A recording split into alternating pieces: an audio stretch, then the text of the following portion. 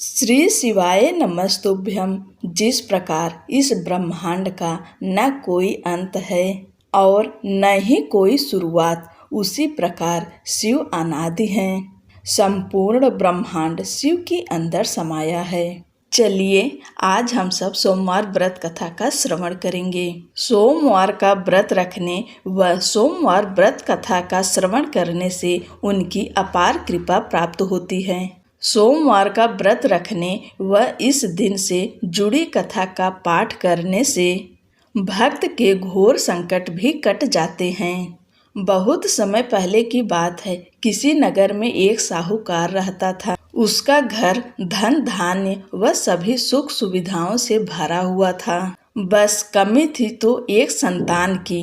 संतान पाने के लिए साहूकार हर सोमवार को उपवास रखता था और शिव मंदिर जाकर पूरी आस्था से शिव पार्वती की पूजा अर्चना करता था। उसकी अटूट शक्ति से माँ पार्वती प्रसन्न हुई और भगवान शिव से निवेदन करने लगी, हे स्वामी, आप तो अपने भक्त की पुकार शीघ्र सुन लेते हैं। कृपया साहूकार पर भी दया करें और उसकी मनोकामना पूर्ण करें। माता पार्वती की विनती सुनकर भगवान शिव कहने लगे, हे देवी, हर प्राणी को अपने अच्छे बुरे दोनों कर्मों का फल भोगना ही पड़ता है।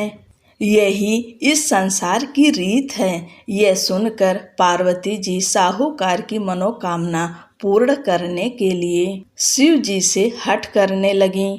बहुत समझाने पर भी जब माता पार्वती न मानी तो शंकर भगवान ने साहूकार को संतान प्राप्ति का वरदान दिया, किंतु उन्होंने कहा कि ये बालक अल्पायु होगा और मात्र 12 वर्ष तक ही जीवित रह सकेगा।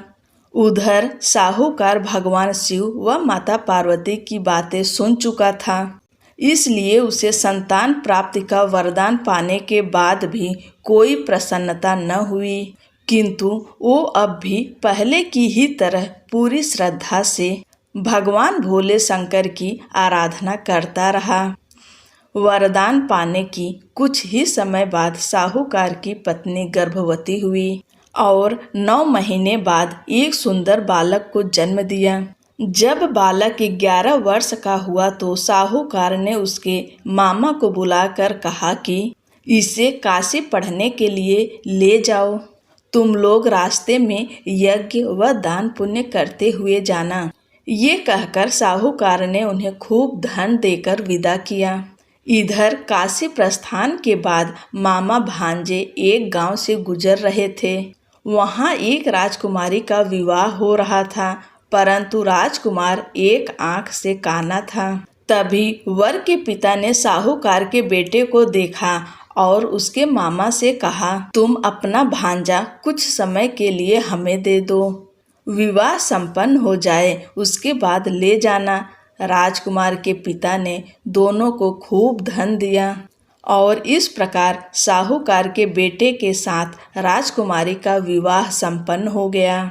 साहूकार का पुत्र बड़े ही ईमानदार स्वभाव का था, इसलिए उसे जैसे ही अवसर मिला उसने राजकुमारी की चुन्नी पर लिखा कि तुम्हारा विवाह मेरे साथ हुआ है, किंतु जिस राजकुमार के साथ तुम्हें भेजा जाएगा वो एक आंख से काना है।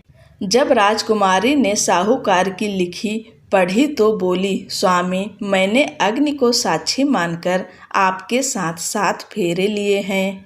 अब मैं आपके अलावा किसी और को अपना पति स्वीकार नहीं करूंगी। पत्नी की बात सुनकर साहूकार के बेटे ने कहा, ऐसा मत कहो, मैं अल्प आयु हूँ।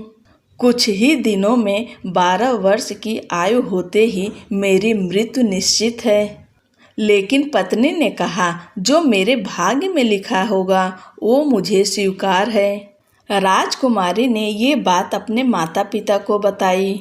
इस पर राजा बहुत क्रोधित हुए और उन्होंने अपनी पुत्री को उस राजकुमार के साथ विदा किए बिना ही बारात वापस लौटा दी। उधर साहूकार का बेटा व उसके मामा काशी पहुँचे। वहां जाकर दोनों ने कई यज्ञ अनुष्ठान किए और साहूकार के बेटे ने विद्या ग्रहण करना शुरू किया। जिस दिन बालक 12 वर्ष का हुआ उस दिन भी मामा भांजे दोनों यज्ञ करने जा रहे थे, किंतु अचानक साहूकार के बेटे की तबीयत बिगड़ने लगी। उसने अपने मामा से कहा, मामा मेरी तबीयत कुछ ठीक नहीं लग रही है। ये सुनकर मामा ने उसे अंदर जाकर आराम करने को कहा। बालक अंदर जाकर आराम करने लगा, किंतु आज ही के दिन उसकी मृत्यु निश्चित थी। अतः कुछ ही समय में उसके प्राण निकल गए। भांजे की मृत्यु होने पर मामा विलाप करने लगे। संयोगवश उसी समय भोलेनाथ व पार्वती जी उसी रास्ते से जा रहे थे। माता पार्वती ने शिव जी से कहा, हे स्वामी, ये करुण स्वर किस ओर से आ रहा है? मुझसे ये सहन नहीं हो रहा है। कृपया आप इस व्यक्ति के कष्टों का निवारण करें। माता पार्वती की विनती सुनकर जब भगवान शिव मृत बालक के पास पहुँचे तो देखा कि ये तो उसी साहूकार का पुत्र है जिसका जन्म मेरे वरदान स्वरूप हुआ था और अब इसका जीवन पूरा हो चुका है। माता पार्वती दुखी होकर कहने लगी, हे प्रभु, इस बालक को मृत देखकर इसके माता पिता वियोग में अपने प्राण त्याग देंगे। इसलिए कृपया आप मेरी विनती सुने और इस बालक को जीवन दान दें। पार्वती जी के निवेदन पर भोलेनाथ ने उस बालक को जीवन दान का वरदान दिया। शंकर जी के आशीर्वाद स्वरूप बालक फिर से जीवित हो गया। उसने अपनी शिक्षा पूरी की और अपने मामा के साथ नगर लौट पड़ा। दोनों चलते चलते उस नगर में पहुँचे जहाँ राजकुमारी के साथ बालक का विवाह हुआ था। वहाँ पहुंचकर उन्होंने एक यज्ञ का आयोजन किया जिसमें उस नगर के राजा यानी राजकुमारी के पिता भी शामिल हुए। उन्होंने साहूकार के बेटे को देखते ही पहचान लिया और महल में ले जाकर उसका खूब आदर सत्कार किया। इसके बाद राजा ने अपनी पुत्री को बालक के साथ विदा कर दिया। इधर साहूकार पति पत्नी कई दिनों से भूखे प्यासे रहकर बेटे के वापस आने की राह देख रहे थे। उन्होंने निश्चय किया था कि यदि उनके बेटे की मृत्यु हो जाएगी तो वो भी प्राण त्याग देंगे। लेकिन उसी रात भगवान भोलेनाथ साहूकार के सपने में आए और कहा, हे साहूकार, मैंने तेरे सोमवार के व्रत करने और व्रत कथा सुनने से प्रसन्न होकर तेरे पुत्र को पुनः जीवन दान दे दिया है। बेटे के जीवित होने का समाचार पाकर दंपत्ति बहुत खुश हुए और भगवान भोलेनाथ माँ पार्वती को बारंबार प्रणाम किया। भगवान जैसे साहूकार की इच्छा पूरी की है वैसे ही कहानी कहने, सुनने व हुंकारा भरने वाले सभी की इच्छाएं पूरी करें। बोलो शंकर भगवान की जय, माता पार्वती की जय।